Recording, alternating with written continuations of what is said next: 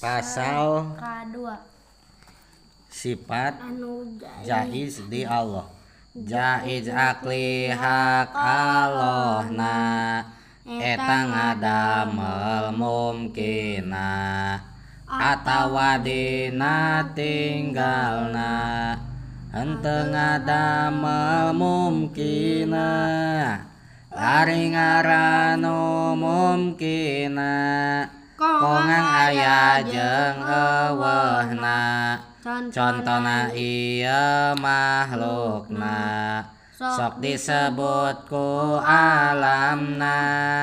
ari dalil cek aklina lamun wajib ka Allahna damel hiji perkarana atawa dina tinggalna tangtu tibalik jaizna jadi wajib mustahilna sedeng kitu teh muhalna maka tetep sifat jaizna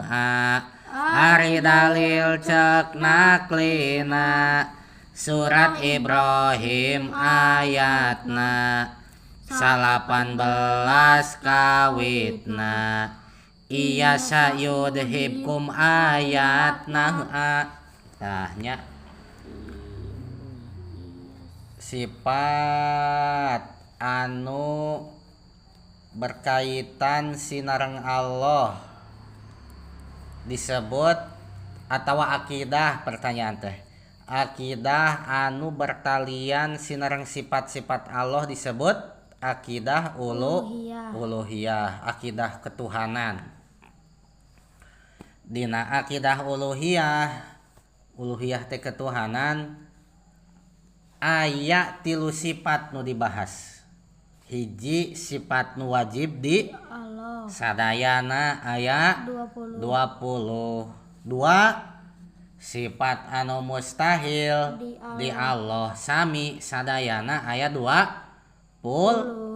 da berlawanan mun wujud lalawananana Adam wujud hartosna aya Adam hartosna eueuh wujud hartosna aya wajib di Allah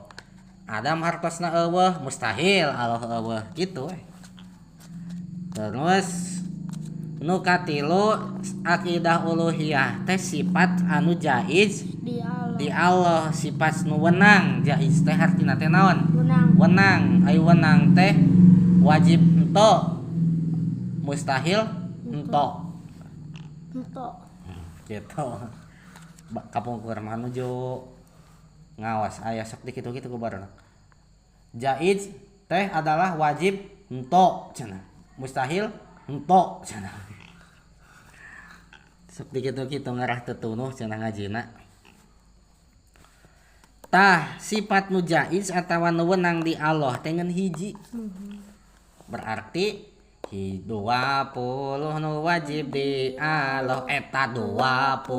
anu muhal di Allah hiji nu wenang di Allah alias hiji nu jaiz di Allah jadi jumlah 40 hiji tah 40 hiji mah akidah uluhiyah naon nu hiji teh sifat nu jaiz teh nu wenang di Allah teh nya eta ngadamel barang ngadamel mungkin atawa